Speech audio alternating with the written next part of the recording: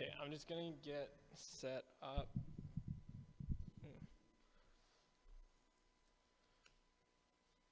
Okay. Got all that. Okay, yeah, so I'm talking about postmodernism tonight. Kyle, is it okay if I take it out of the? Okay. Okay, I'm talking about postmodernism tonight. I don't know if everyone knows what postmodernism is or have ever taken a class in philosophy or anything, but you might have covered it. Um, just some like side notes before we get started. You probably will feel uncomfortable by the end of this sermon or speech for a couple of reasons. One is because postmodernism is like the way we all think now. And so I'm going to be giving a critique and also highlighting some of the benefits to it. So if you do feel uncomfortable with some of the things I say, that's okay because I totally feel that too. Second thing is I'm biased. I really like this view. I studied it in school. So you also are going to hear a lot of good things about it. So I hope I gave like a well-balanced review of review. It's like I'm giving a book review. Or like a overall like general introduction to it. Postmodernism is like a really big movement. Just to give you like some history, it's like it didn't become like full enforced in society until like 1940s. But before that even, sorry, I'm just trying to take this out of the shot. Okay, that'll have to work. But even like before that, like things were being written about it, and it's pretty popular. Most of the time, we think that postmodernism on a popular level means that like, oh, everything's relative and nothing has meaning, and that's actually not true. That's called relativism. That's a different philosophy. Postmodernism is actually bringing people to the table to tell their stories and their experiences of what they have encountered in the world, because due to unpopular, or I don't know, at the time, a lot of like big institutions like controlled like what people thought about themselves and who they are. So I'm just gonna give like a quick rundown of like what postmodernism is in the most basic 5 points, which that's very difficult. Okay, so postmodernism, so this is one. Postmodernism is the deconstruction, okay, of socially understood stories. Stories that we create meaning out of. So the main way humans create meaning are out of stories. And at one point, you did not need to figure out life's meaning. Like self-help books telling you like where you needed to be in life did not happen until really recently, actually. So you didn't need to figure out what life meanings were by finding your identity or your likes or your dislikes or desires. At one point in society, that was all told to you by like church, politics, and the economy. If you look back to like the 40s and stuff, that was really big. Churches told who was valued and who wasn't. A great item is politics. Like during the 40s, Nazism told people who you were as a German, who you were as a Jew. Okay? And these are called like meta-narratives. Meta-narratives are stories in which all society believes and follows. And we still follow them today. These stories are given to us by politics, science, religion, media, and it's essential to point out that postmodernism came at a time in which, like meta-narratives, as I was talking, the stories being told by significant cultural structures were oppressive. Whether it was the stories that were written in literature, it only showed like the white man's perspective. The stories that religion told people how to act or who they were to be and who they ought to be if they were going to get into heaven. And in most places, that's still how it is. And the way politics handled people, and how these stories deemed individuals who were worthy and who were not worthy in society. And because there was such a great distrust in society's narratives, people started to consider themselves, and this is considered the self, like what our inner identity is. We try to find meaning within ourselves. And we found stories that like who we should be. And so people found similar meanings across each other, whether that was like common like identifiers. So whether that be ethnicity, or whether that be gender and sexuality, or whether that be privilege too. And this means that meaning was never explored outside ourselves, because we believe that the common like denominators about ourselves, like the common things that we found within each other, are what should guide us above everything else. So as I was saying, distrust in like these narratives didn't start in the 40s. There's actually this like philosopher in the 1900s, and he's kind of prophetic in my opinion. And you might have heard his name. His last name is Nietzsche, and like he like has this quote where he says that God is dead, and a lot of like pastors might preach on it, or you might have heard that like at one point somewhere. It's quite popular. The Newsboys, I think, made an album about it at one time saying God isn't dead. And like, to be quite honest, Nietzsche isn't wrong when he says that, because what he was making a comment about was that in like everyday society, nobody really believed in God. There was like science and there's education and there's these other things that people could find meaning in. But also, yeah. So with the death of God, God at that time was like power. The story of God was power. God was in everything, politics, in media. It was in the public sphere, and so the power that was there, it was above ourselves, and it wasn't. There was something else that we could point to. But when like God's dead, power is then free floating. Power isn't attributed to something higher than us, than my identity and what I believe about myself, whatever that is for you. And so since power is in each of us and that power is good, since meaning is found within me, humanity is good, okay? So there's a shift there. Before that, humanity wasn't just good because it needed God to be good, okay? So since God was dead, there's no central being for individuals to understand the meaning from life that people would strive for power. People would think and feel and make grasps at places of power to broadcast their meaning to the world. And Nietzsche stated that if there is no God, there's only power plays. And power plays for those places of power in which roles are held. So Nietzsche saw like things like tribalism or war or protests as power plays to become God, in a sense. So like some of the chaos that we feel today is power plays, and they're neither good nor they're bad. They just are there. And even within ourselves, we might feel like power plays of who we ought to be in everyday world, even for Christians. So that like brings me to some discussion questions. So the discussion questions will be put up by Kyle in the chat. I'll just say them here because I didn't bring a slide for it. I never do. But this is, what stories do you believe now? Why do you believe those stories? And should you believe those stories? And just like a little caveat, your answer shouldn't be Christianity or Jesus. Because even if you say those, you have different ideas than the person next besides you of what Christianity is and who Jesus is. So if you say those answers, just make sure to explain that. Yeah, you can like break up. We'll do 10 minutes, Greg? Okay, cool. We'll do 10 minutes. So 5 to 7. Okay, so yeah, I hope you had a good conversation around that. I don't know what stories you might believe about yourself, but they're probably, I don't know what you exactly talked about, but you might have talked about economic stories that you hold about yourself and what you can and cannot do with your money, or what you wish for with your money. If you wish to that you find that to have meaning, you have to be financially free. Or maybe you believe in like cultural stories, like suburban family type, white picket fence, nice grass, home. You might have stories about your ethnicity or your gender, things that you live into and feel like you have to do. That's okay. We won't get too much into that, but it's important to explore our stories and if that conflicts with this story that Jesus tells us.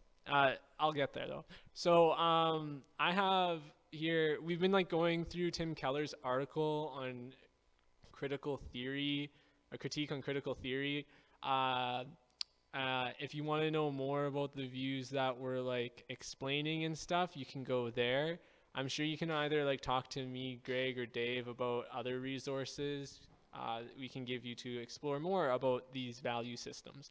But here are the 6 issues that I take with postmodern view of justice from the view of Jesus. Yeah, I'll say that. So postmodernism makes some really big assumptions about us as people first. Postmodernism assumes that humanity is good, and not just good as in like human terms, but good like in God terms. And I would use the word, instead of good, just, or there's another word, it's like shalom, which is like peace, like a physical representation of peace, perfect peace. The fact is, humanity was made in the image of God. So yes, humans are a part good, but they also made a choice to rebel against God. And whether that's in a physical garden or whether that's a representation of just every single day, we still make a choice every day to bring good or heavenly realms or hell to earth. And for some reason, no matter how much we try as humans, even our best attempts of doing justice on our own, we can't bring shalom or heavenly realms. We just bring hell.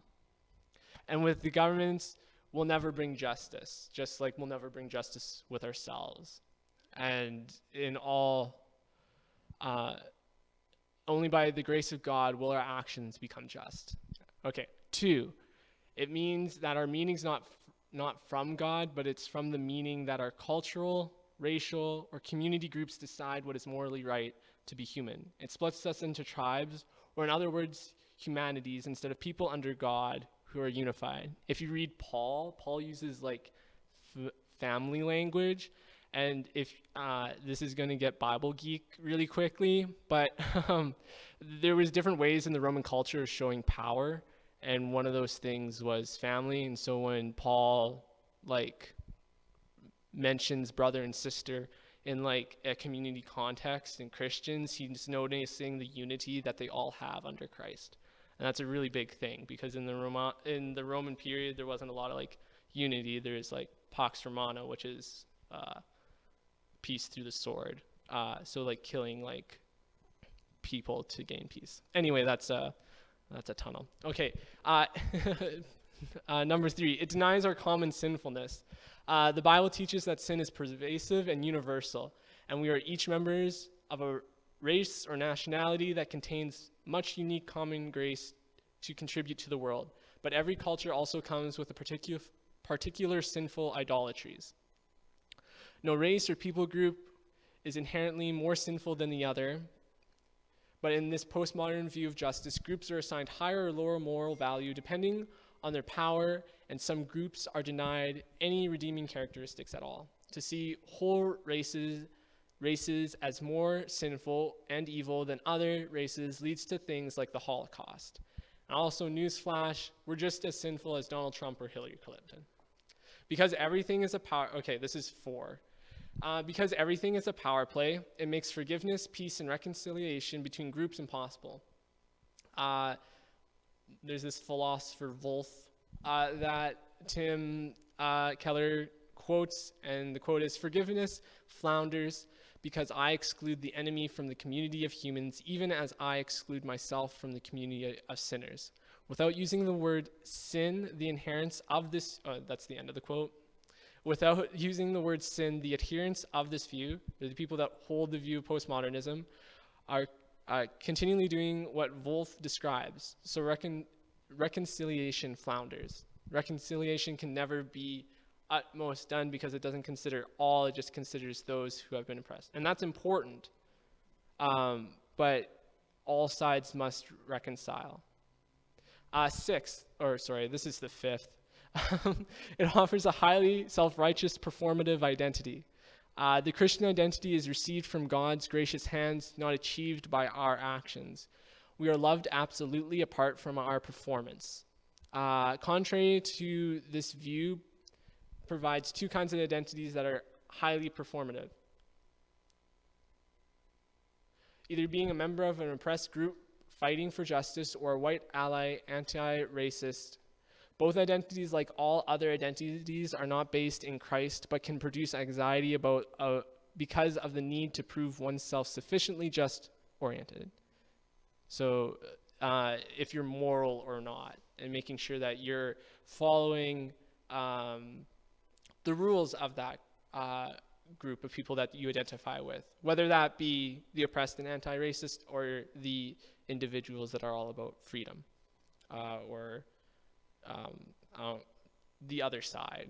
The secure identity of Christians does not require shaming, othering, and denouncing, which is always a part of highly performative identities. If you're thinking of like a more conservative view of this instead of like the whole anti-racist and like oppressor, think about like gender roles, okay? Like to be male, you have to act this way, and to be female, you have to act this way. That is what Keller's talking about when he talks about performative identity. Also, the new Christian identity that we are simultaneously sinful and indefinitely love changes and heals former oppressors by telling them they are just sinners, as well as former oppressed by assuring them of their value. And this is 6. As a result, by living in this understanding, we resort to constant expressions of anger and outrage to silence critics, whether that be on one side or another. We're always like ticked at like Trump, or if you're on the other side, you're ticked at Biden or Hillary or whoever's whoever's sitting in the other seat. Or it's not even politics. It can just be like your situation at work, and you disagree with your boss's view on something, or your co-worker's view on something. The postmodern view sees all injustice as happening on a human level, and so it demonizes human beings rather than recognizing the evil forces, the world, the flesh, and the devil at work through all human life, including your own.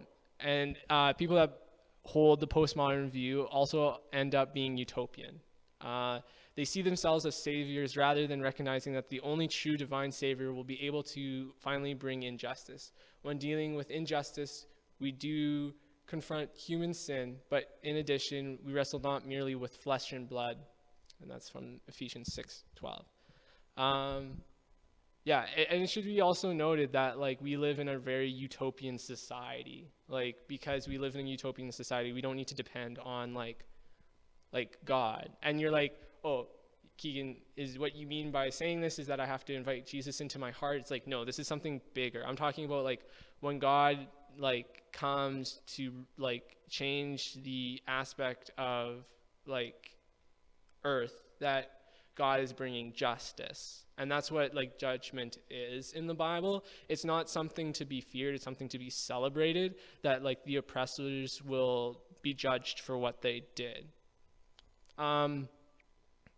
So at this point, there's a few questions I hope that you're asking yourself. Is what is your narrative? Your meta-narrative is the fancy term. What's your dominant narrative that you believe? And then what is like the narrative that Jesus brings to the table? And what does Jesus like think about power? So like first of all, it's important to realize that the grace of God has been given to you. It is the most radical form of justice. And I don't mean that in some metaphysical way that like I said, like I accept Jesus into my heart, so I'm all right.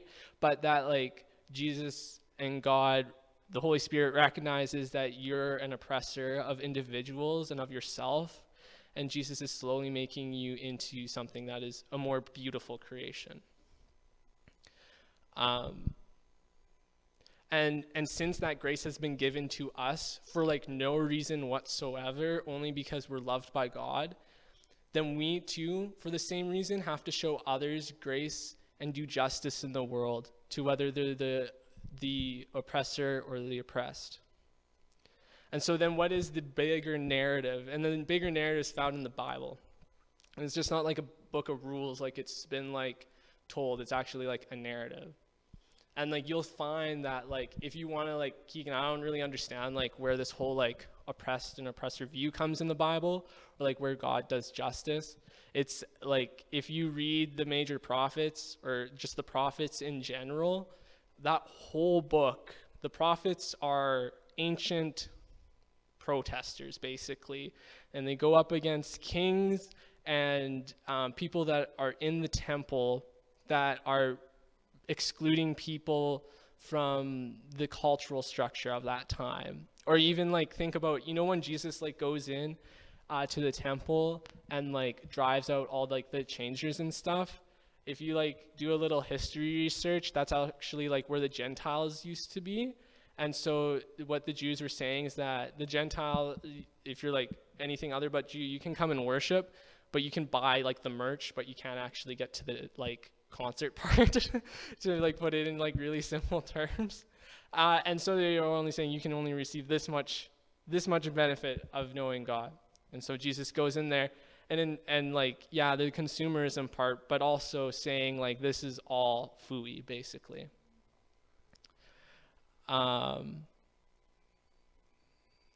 If we do justice because it's morally correct, or whatever morally correct means in our cultural moment, we've already failed. In our culture, to do something morally correct is the new religion.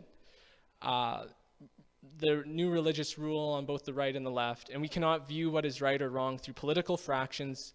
We must do the hard work of internalizing the biblical narrative and being a follower of Jesus.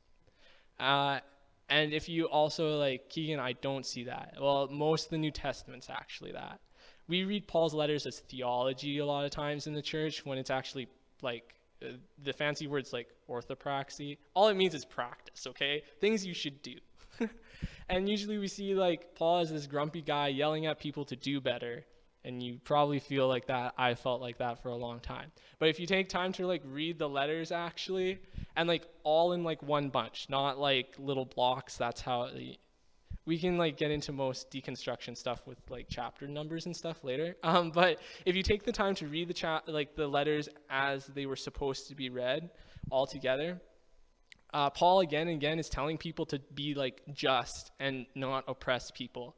Paul tells people not to be racist, not to be sexist, not to get wrapped up in our privilege, and tells us not to moralize religious norms such as eating meat or having sex. The letter like to Rome was actually delivered by a woman, just to let you know. So then how should we view power in this sense? And for those of us that are in power, because I realize that there might be some of us that don't necessarily hold power here. And the question, and what should we do with our power then? And then usually people like jump to Jesus and the cross and it's like, die. And the thing is like Jesus didn't probably have a choice like for that.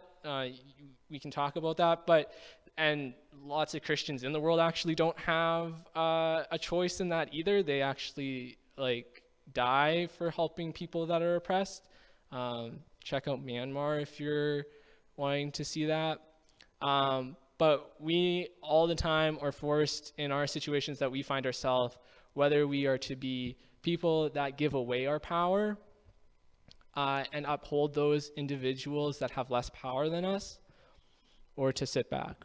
Jesus, before his death, washes the feet of his disciples. And that's a really big like social thing to be done in that setting, because the servants would wash the feet, not the person with the most amount of privilege. And Jesus, by all the standards, has, in a sense, the most amount of privilege for us because he's God incarnate. But because he even came down in human form, he already left all that privilege behind. And so we should take a nod from that. If you want to talk more about this topic, that's kind of the end. But if you want to talk more about this topic, Greg said Thursday at 7 o'clock, we're going to have a Zoom call to talk things that we previously talked about and postmodernism, and that would be a lot of fun. But yeah, Greg's going to come back up now.